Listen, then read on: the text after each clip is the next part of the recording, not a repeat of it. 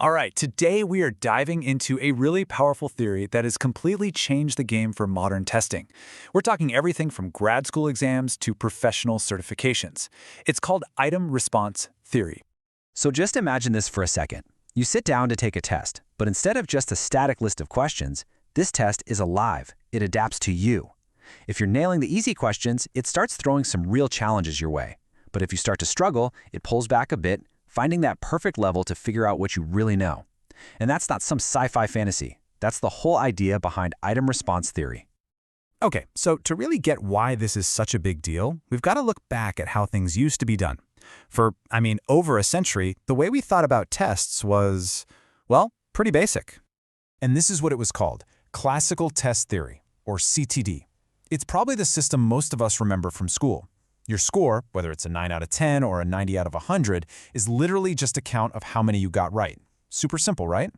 But the problem is, it misses so much of the story.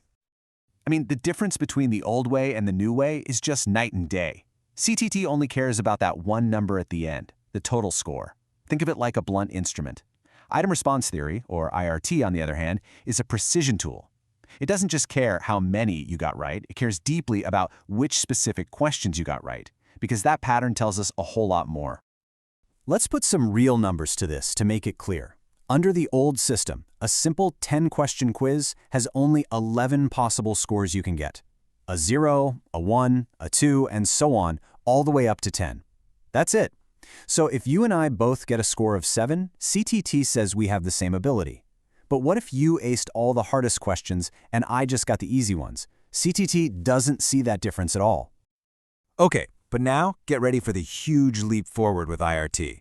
For that exact same 10-item test, there aren't 11 outcomes. There are 1,024 unique patterns of right and wrong answers. And IRT looks at every single one of them.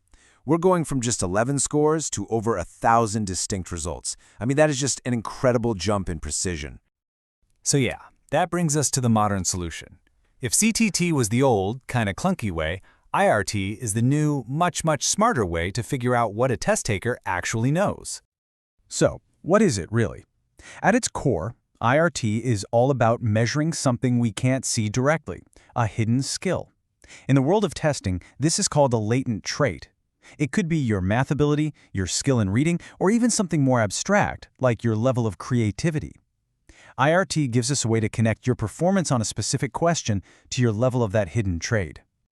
Now, the heart of all of this, the thing that makes it all work, is one single elegant picture, the S-curve.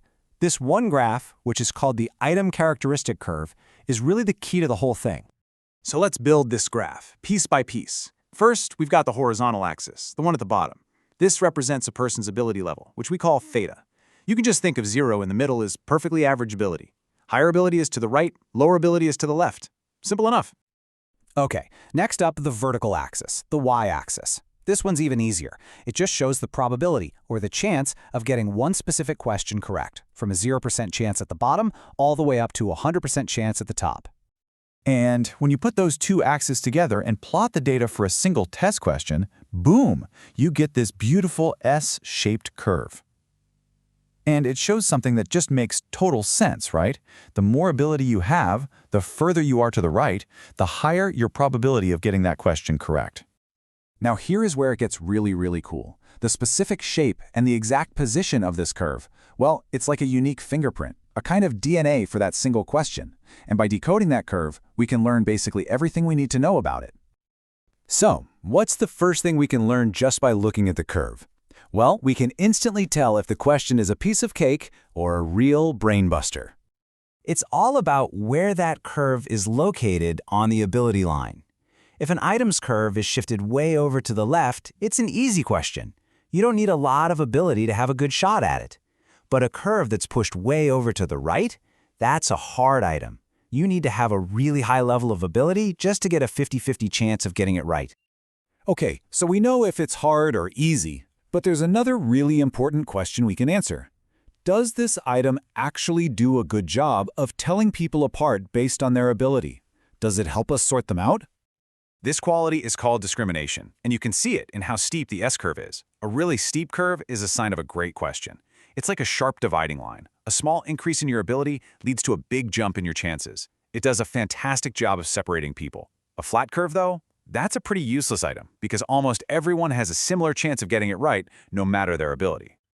So here's the real payoff. This is the crucial point.